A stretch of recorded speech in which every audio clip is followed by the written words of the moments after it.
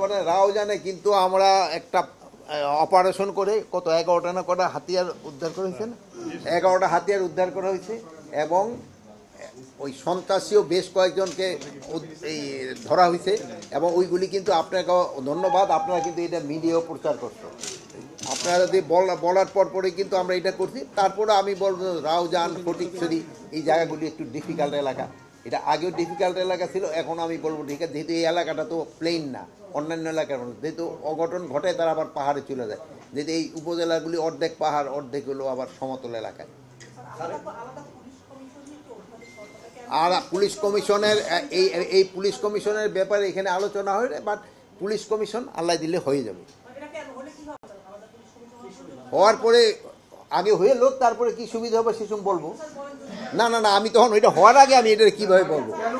কার্গোর ব্যাপারে ওই যে সে অগ্নিকাণ্ডটা ঘটনা ঘটছে ওই জায়গায় একটা কিন্তু কমিটি গঠন করা হয়েছে।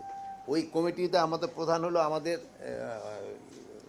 সিনিয়র সচিব, প্লাস উনি অলরেডি 4টা না 5টা দেশে চিঠি দিয়েছে, 2-1টা দেশ থেকে অলরেডি এক্সপার্ট আসছে। আর ওখানে যে হাতিয়ার চুরি হয়েছে এই সম্বন্ধে এখনও ইনভেস্টিগেশনের পর যেন আমরা জানতে পারবো যে চুরি হয়েছে কি হয় নাই, বাট এটা হলো একটা ইসে, বাট উনি নিজেও কিন্তু ইনভেস্টিগেশন করতেছে। যদি চুরি হয়ে থাকে, যদি সেই সময় কার মাধ্যমে হয়েছে এবং কে দায়ী তার আইনের আওতায় নেওয়া হবে। বাট এখন পর্যন্ত আমরা শিখতে পারি নাই যে এখানে কটা হাতিয়ার চুরি হয়েছে বা আদৌ চুরি হয়েছে কিনা, যেহেতু ইনভেস্টিগেশন করার পরে সেটা আমরা জানতে পারি। মানে প্রত্যেকটা এই দুর্ঘটনার তো একটা হয়েই থাকে, একটা জিডি কি বলো এটা জিডি হয়েছে।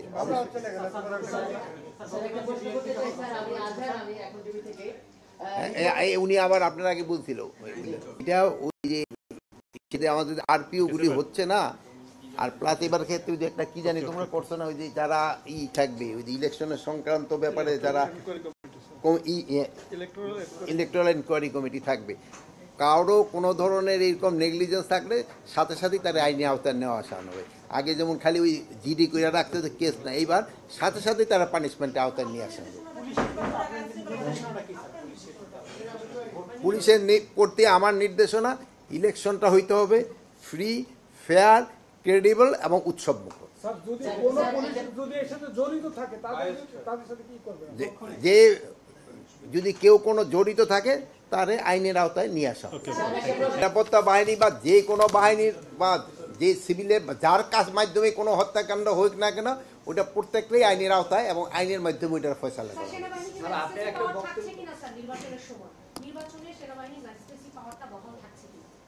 সেনাবাহিনী তো ম্যাজিস্ট্রেট পাওয়ার এখনই আছে, তো নির্বাচন বন্ধ হবে কেন?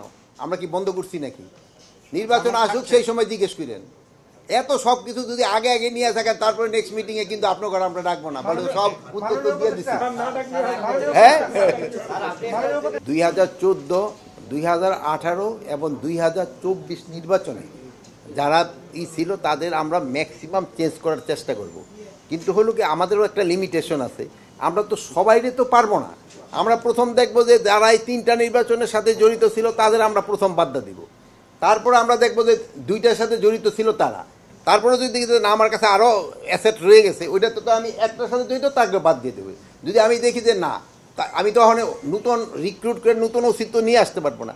সেই সময় যদি দেখা যায় যে একটা নির্বাচনের সাথে জড়িত ছিল বাট সে ওরকম কোনো তার এগেইনস্টে কোনো রিপোর্ট নাই, তারা হয়তো আমরা তো ইউজ করতে হবে। আমার দেখেন তো নতুন কোনো কিছু নেই, আমি তো বলতে পারবো না ভাই এই আসো আমি আজকে ওসি নিয়োগ দেবো 100 চলে আসো, এই তো আমি তো পারবো না।